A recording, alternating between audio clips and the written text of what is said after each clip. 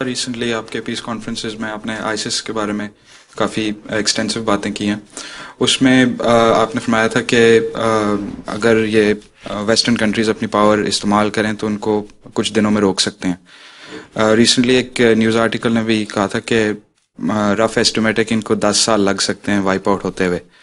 तो इसको देखते हुए और जो वेस्टर्न पावर्स हैं वो अपनी फुल पावर इस वक्त यूज़ नहीं कर रहे, जो लगता है जितनी इनके पास पावर है उनको ख़त्म करने के लिए, तो कितना लगता है कि इन्होंने कितनी देर रहना है और क्या इसके वर्ल्ड वॉर के साथ भी कोई लिंक है? वो तो लिंक हो गया, वर्ल्ड वॉर तो हो गई, चार मुल्कों में तो इकट्ठी जंग हो रही है।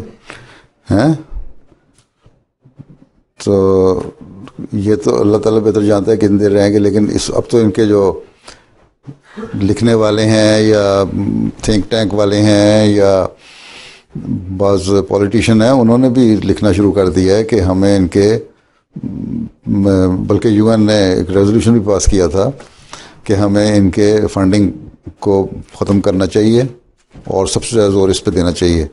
ठीक, और इस पर जब हम करेंगे तो उनके पास फाइनेंसेस नहीं होंगे तो ख़त्म हो जाएंगे।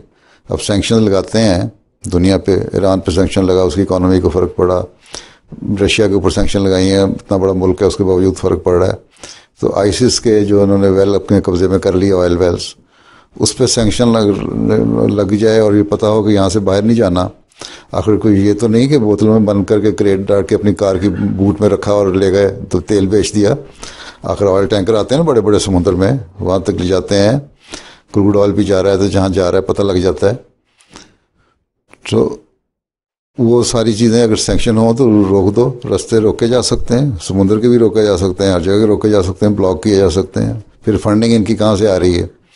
आखिर ये जो डॉलर या हार्ड करेंसी खर्च कर रहे हैं ना, डॉलर या यूरो और या पाउंड, या फिर बेसिकली डॉलर इंटरनेशनल करेंसी है अमूमन, तो वो कहाँ से आता है? आखिर बैंकों को नहीं पता कि उनकी कहाँ से ट्रांजैक्शन हो रही है?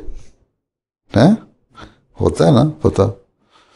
तो ये सारे बीच में इन्वॉल्व होते हैं। फिर यूरोपियन मुल्क हैं बाद ऐसे जो अंडर हैंड इनसे साथ डीलिंग कर रहे होते हैं, आर्म्स एंड एमुनेशन बनाते हैं, वो उनको देते हैं। उनके पास कौन से आर्सेनल इंडस्ट्री है जिस पे वो काम कर रहे हों? कोई नहीं है ना, सब खरीदते हैं ना बाहर से। तो ये तो इनकी अपनी पैदावार है और ये चाहते हैं कि मुसलमान मुल्क इस तरह लड़ते रहें ताकि कभी मुसलमानों में तरक्की ना हो। अभी जो मुल्क तरक्की करने लगता है, अगर वो उनकी बातों को जितना वो डिक्टेट कराना चाहते हैं ना उस पर अमल करे तो वहाँ फसाद पैदा हो जाता है। तो इसलिए वर्ल्ड वॉर तो एक लिहाज से इसलिए भी शुरू है कि सऊदी अरब जो जाके दखल दे रहा है यमन में, उस पर उनको अमेरिका उसको कुछ नहीं कह रहा। ठीक, हालांकि वो भी दखल अंदाजी गलत है। और वहाँ अगर डेमोक्रेसी की वजह से जो चाहते हैं कि हमें राइट्स मिलें, तो सीरिया वाले भी यही चाहते थे। उनके फिर रेबल्स की क्यों नहीं मदद करते? वहाँ वो जो कबीला है क्या कहलाता है? हुसी है,